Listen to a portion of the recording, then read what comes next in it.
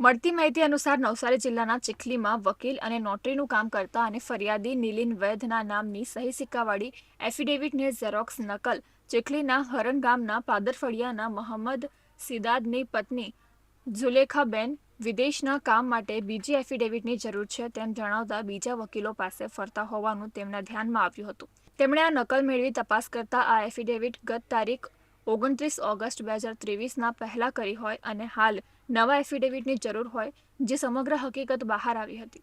આ મામલે ઝુલેખાબેનનો સંપર્ક કરી તેમને પૂછતા લંડનમાં રહેતા દીકરા પાસે જવા માટે વિઝા એપ્લાય કરવાનું કામ કરતા આલીપોરમાં રહેતા સોએબ અહમદ શબીર હુસેન મંસૂરને સોંપ્યું હતું અને તેના દ્વારા જ આ એફિડેવિટ કરી અપાઈ હોવાનું જાણવા મળ્યું હતું। જો કે આ એફિડેવિટમાં એડવોકેટ નલિન વૈદ્યના નામનો સહી સિક્કો તેમજ લાલ કલરનું સ્ટીકર ઉપરાંત રાઉન્ડ શીલ્ડ તેમજ સિરિયલ નંબરનો સિક્કો તથા એડવોકેટમાં જે સિરિયલ નંબર દર્શાવેલ તે પણ ખોટો હોવાનું બહાર આવ્યું હતું। ત્યારે ફરિયાદના આધારે પોલીસે સોએબ મોહમ્મદ શબીર હુસેન મંસૂરની ધરપકડ કરી વધુ તપાસ હાથ ધરી હતી। નલિનભાઈના ધ્યાનમાં આવતા નલિનભાઈએ થોડી તપાસ કરી, પોલીસની મદદ લઈ અને ખબર પડી કે સોહેબ શબ્બીર મંસૂર આલીપોરનો રહેવાસી છે।